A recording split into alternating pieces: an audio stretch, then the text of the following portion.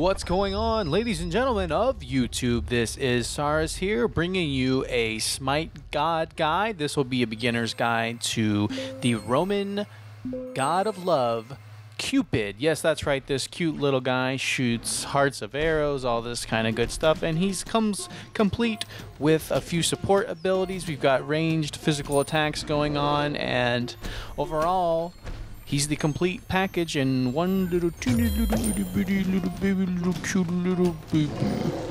Alright guys, in this section we're going to be talking about Cupid's abilities. First, let's take a look at his passive.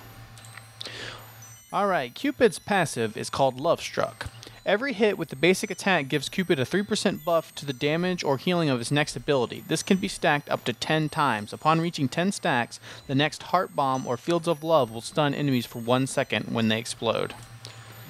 Alright, so you can see this little counter down here in the bottom right here, kind of on the left side of the health bar. That is stacked up to 10 already.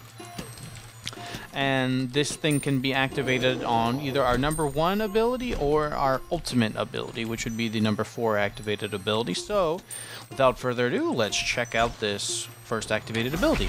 We have Heart Bomb. Cupid fires an arrow that overwhelms the target with love, initially causing 180 plus 60% of your physical damage and slowing them by 35%. After 3 seconds, the target's heart explodes, dealing the same damage again to the target and all enemies within 20-foot radius.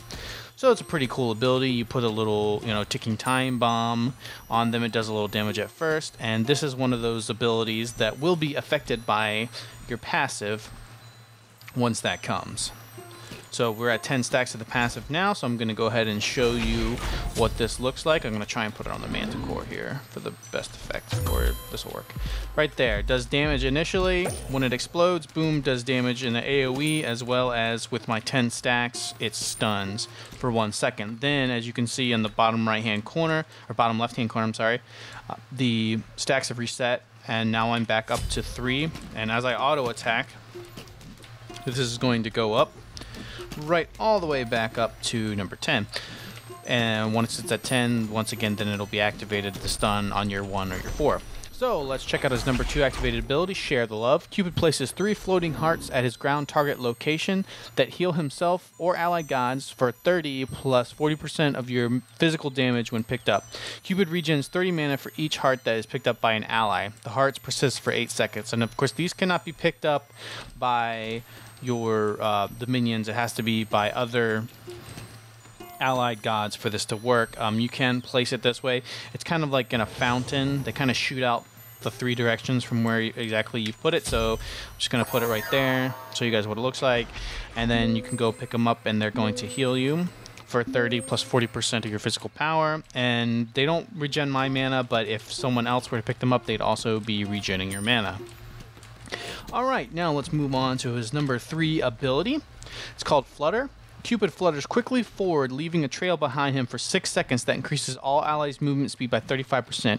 Cupid also gains 20% attack speed for 4 seconds after fluttering. So this is just a big dash, essentially, that leaves, similar to Agni's Flames behind, except that it leaves a little trail of hearts behind, which doesn't damage enemies at all or do any debuff at all to enemies, but what it does do is it buffs your allies' movement speed by 35%. So it's kind of like a combination of Hebo's water path and Agni's fire path that he does. It's kind of something like that. So anyway, and it buffs it's like a 20% attack speed buff. So like that, do it, and then I'm attacking faster this way. Now and then, of course, these hearts here, if allies are in it, they get the movement speed. Alright, moving on to our ultimate ability, which is called Fields of Love. Cupid fires an arrow of love into his ground target location, initially slowing all enemies in the area by 35%. The arrows grow in intensity until they explode, dealing 225 plus 120% of your physical damage. Enemies caught within the radius are also mesmerized for the next 3 seconds. Any damage done breaks the effect. So basically it's just a big old AoE.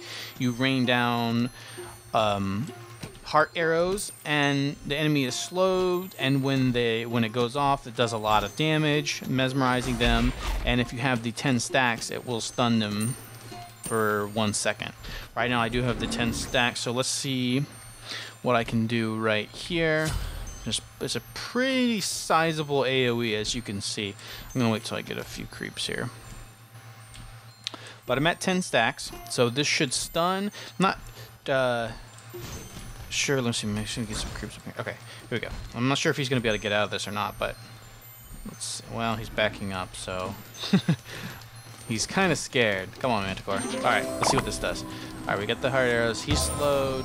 Boom, he's stunned, he's mesmerized, and then if I attack him like that, it's going to take him out of the mesmerized state. So that's Fields of Love. Alright guys, now that we've looked at the abilities, we're going to be okay guys, now that we've looked at the abilities, I'm going to be just letting you guys know how I go about maxing out these abilities. Now to start the beginning of the game, I'm going to grab my number 1 ability, which is called Heart Bomb. After that, the second ability I'm going to be grabbing is my number 3, Flutter, as an escape to be able to dash, to escape ganks and all that kind of good stuff. Then thirdly, I'm going to be grabbing Share the Love, which is your heal for lane sustain, all that kind of good stuff, helping out allies. Now, as far as maxing the abilities go, first of all, I'm going to be maxing my 1, which is going to be the AoE bomb that does lots of damage, the single target that does the AoE damage around who you put that on. And then I'm going to be maxing my heal, which is the number 2, going back and forth between the heal, which is Share the Love, and Flutter. Flutter, you're going to be lowering the cooldown basically, but it doesn't really buff it much, so therefore I don't want to waste all the points into it. And then again, the heal isn't all that important either, so I kind of just go back and forth between Share the Love and Flutter, just to kind of bring them up evenly. If you feel like you really want that escape more often, you can just max the 3 second. If you'd rather have the bigger heal earlier on, then you can max the 2 after that. Then you can go ahead and max the 3 last. Of course, like always, you're going to be using your ultimate, you're going to be maxing up your ultimate as quickly as possible. As soon as it's available, you're going to grab it, and then at level 9, 13, 17, all that kind of good stuff, you're going to be leveling it up again. Okay, up next, we're going to be talking a little bit about the item build for Cupid. To start off the game, I'm going to go ahead and get 2 stacks of the Heart Seeker, as well as 4 health potions. Now, what I'm going to do is keep an eye on my gold, and once I have enough gold to finish off the Heart Seeker and possibly buy one or two tiers of the Warrior Tabby, I'm going to back. Hopefully you won't have to back before that point. Go ahead and grab the Heart Seeker so that way you can start stacking it up, because it's got this nice passive that you gain physical power per stack. And you're going to want to, of course, get your boots for movement speed, physical power, crit, all that kind of good stuff. Yada, yada, yada. After that, I'm going to be going into Fatalis. Now, it's up to you how much you want to put in here. This is going to give you attack speed, which is obviously good for building up stacks on your passive. I may go only 1 stack, 2 stacks maybe at the most into this, just to be able to stack that passive up that much quicker. In the meantime, you're going to be finishing off your boots, getting that tier 2 or to tier 3 in your boots. After that, we're looking at getting Executioner. Now, this is nice. It gives you attack speed, as well as you've got the basic attacks against enemy, reduce your target's physical protection. So this is something that's nice to have finished earlier on. This is why I may only grab like 1 stack in Fatalis to be able to make sure I get to the Executioner finished pretty quickly. I may actually, depending on how the game is going, I may bump the Executioner up before I even touch the Fatalis. But at this point, you're going to be definitely concentrating on keeping your Heart Seeker stacked up, getting your Executioner, your Fatalis, your boots should be almost done at this point. At that point, after that, I'm going to be looking at grabbing some Devourer's Gloves, and this really depends on how the game is going. Once again, Devourer's Gloves are a very nice item. They need to be stacked to be fully operational, so you don't want to wait too long. But if you're just totally face rolling the enemy and you don't think that you really need all the extra lifesteal at the moment, then you can go ahead and grab the Deathbringer. But if you go the way that I go, for the most part, I won't get the Deathbringer until last. And once you get that, you're going to be doing insane crits and everything like always. So that's the last item on the list. It's just kind of the cream of the crop. for as far as damage goes, it's going to be boosting your overall damage quite a bit. And last but not least, we're going to talk about the abilities that you can buy from the store here and what I like to use. In general, on every god, as you guys know that may have watched my guides, I always grab Heavenly Agility. I mean, it's just an amazing ability. It's the way I feel. Now, Cupid, the way that he's being played right now that I'm playing him, he is very squishy. So I go ahead and grab Aegis Amulet to be able to have that immunity for 2 seconds in the middle of a team fight or something's going on, you know, especially if Anubis is, there's Anubis on the other team or somebody that can burst down insanely fast. You pop your Aegis Amulet, you can try at that point to then use your dash to escape, all that kind of stuff. It can buy you time for your cooldowns to come back up. Other than that, for the third slot, Purification Beads is always a nice option if there's a lot of disables on the other team to be able to get out of that any sort of disable. Other than that, you can also grab, I don't like to do this, but you can grab Meditation if you're having early game mana issues. I would go ahead and grab Meditation early on, which then would help you, but coming to late game it doesn't, you know, it's not nearly as necessary, but a lot of people do like it for the early game lane sustain, especially if you're going mid lane. And that's another thing with Cupid, you can go mid with his supporty type abilities. He's a good duo lane, but I have seen people do fine with him mid as well. But in general, I would probably be looking to play Cupid as with a lane partner. Alright, now we're going to put together a little bit of everything that we've learned today, and we're going to just show you some of the practical applications of Cupid. Now, Cupid is very straightforward, essentially. His style of play and the abilities that he has are very straightforward. Nothing all that fancy that you can really do with him that's not going to be fairly obvious straight off the bat. But basically, what you want to do is, of course, before you're going to engage in any fight, you're going to want to have your passive stacked up to 10 stacks. So that way, if you open up with a heart bomb, you'll get that stun. So that's what I would do.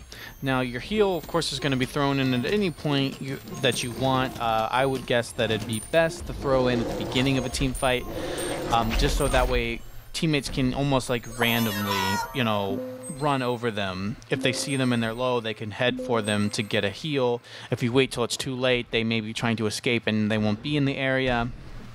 So I would say right as a team fight is erupting, go ahead and plop some hearts down so that way people can run over them as needed.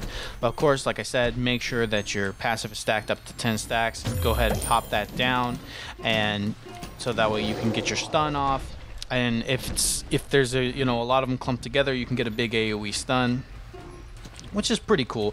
Then as quickly as I could, I would dash to try and boost up that attack speed once again and stack that passive back up to 10. Now at this point you can decide if you think that you want to go ahead and give them another 1, which is your heart bomb, or you, at this point when you're stacked back up to 10, you can go ahead and use your ultimate if everyone's still kind of clustered up together. So now you have to also decide at the very beginning of the fight if you want to open with your ultimate, because there's nothing wrong with that either, especially if you're playing with someone with an AoE stun. You know, maybe you have Ymir on your team, maybe Wan Yu that's going to open up the fight with a big AoE stun. If that's the case, I would definitely put my ultimate down right on top of it, so that way about the time that they're getting out of Ymir's stun, they're slowed and then in the middle of your hearts, and guess what? They're going to get stunned again, and most likely, you know, they're going to be pretty well screwed if your team is doing what they should be doing. So that's a couple different ways to open. As far as in lane, using your 1 is very good for harassing, and using your 3 to be able to escape or charge into a battle if needed.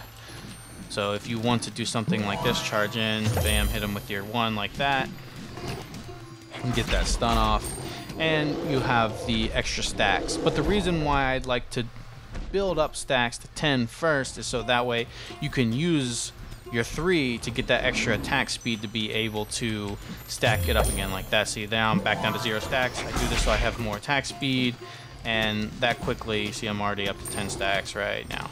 So at that point then I can pop down my ultimate, and then it'll have the stun effect added to it.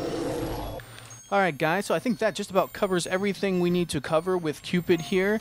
If you guys want to leave me a comment down below, let me know how your games have been going with Cupid, if you have him. If not, you just want to check out this video to see what he's going to be like when you do buy him, that's good too. Of course, still you can throw me a comment and let me know what you think about others maybe that you played with that have used him, and if you think he's OP, UP, balanced. Personally, I think he is pretty balanced. Nothing really seems stand outish like a lot of times happens with new gods. Nothing's too crazy, so everything, you know, seems to be fairly well in line, I would say. So anyway guys, have a good one and stay nerdy, my friends.